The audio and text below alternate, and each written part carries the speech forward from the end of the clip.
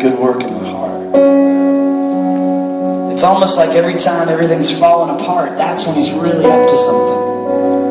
And I'm like, God, change my circumstances. And he always looks back at me. He's like, bro, it's not your circumstances that needs to change. It's you. Just trust that whatever I let you go through, I'm working all things together for good for those who love me and who've been called according to my good purpose. I don't get it, you guys. I don't get why that's the case, but I know that it's true. It's the only reason I'm standing on this stage. When I was 17, you know how I started playing guitar? I got thrown out of a car. Not by the mob or anything. I got in an accident. 17, my buddy was driving us back to school and he flipped the car. Going 50 miles an hour, we flipped it 6 times. And I got thrown out like Peter Pan style, just like... And I hit the pavement so hard that I broke my back in 2 places. I broke my skull right here.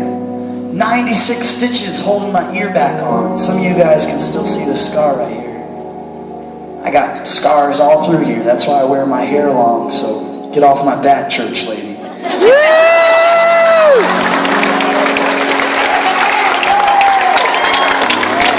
Jesus had long hair, and so will I. But you know, I broke my back, and so the doctors told my parents, they're like, hey, you need to brace yourself for the worst, because we don't think he's going to make it out of here alive. And well, then I made it through the night, and the doctors, they said, oh, well, I guess he's going to make it, but he's never going to walk again. And then I walked again. So they're like, well, he's never going to run. He's never going to make a full recovery. And then I did. So they're like, whew, I guess God's got different plans for this guy.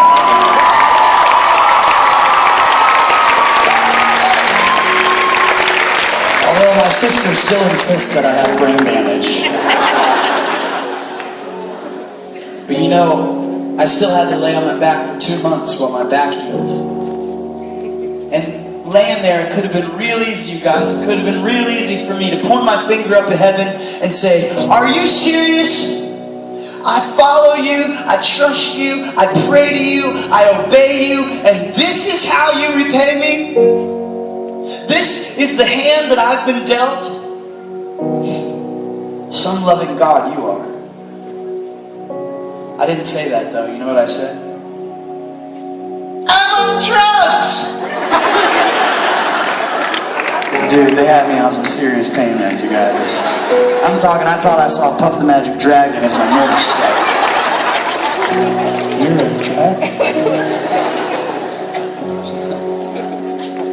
You know, I finally got off the pain meds. I could deal with the pain, you know, after a couple weeks. I was still laying there, bored out of my mind. And so I remember ringing my little bell. Hey, can you bring me some food, Mom? And while you're at it, could you bring me a guitar? A guitar? Yeah, I thought I should learn a hobby. And so that Christmas, my parents first put a guitar in my hands. And out of my brokenness, I learned to sing a song of God's faithfulness. That's how I started.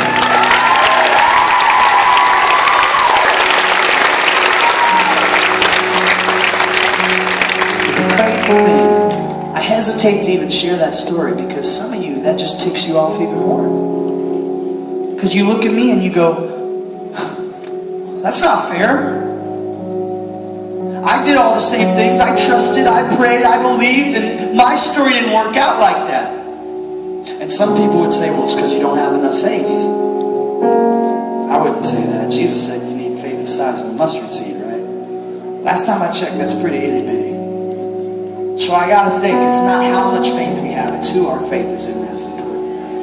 And when you look at Jesus, don't look at my story. You know what you need to look at? Whatever you're going through, even if it feels like God's not gonna work it out, even if it feels like He's let you stay in the darkness or in the storm too long, fix your eyes.